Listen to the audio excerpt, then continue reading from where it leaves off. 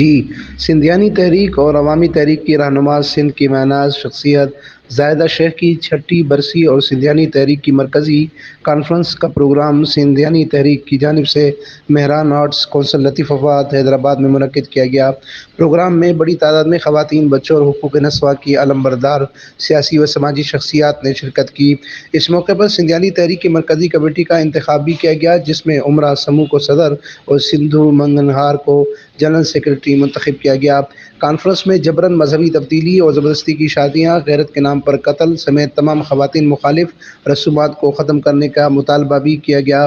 Conference میں زرعی انقلاب اور کارپوریٹ فارمنگ کے نام پر سندھ کی زمینوں پر قبضہ روکنے اور کسانوں میں زمینیں تقسیم کرنے کا مطالبہ بھی کیا گیا۔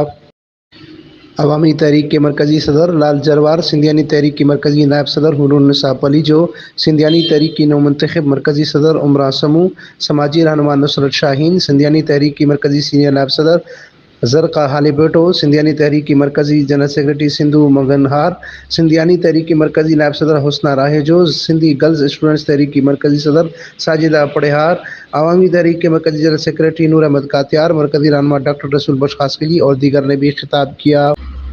امین فاروقی، فارسٹو نیوز، ٹھٹہ، سندھ۔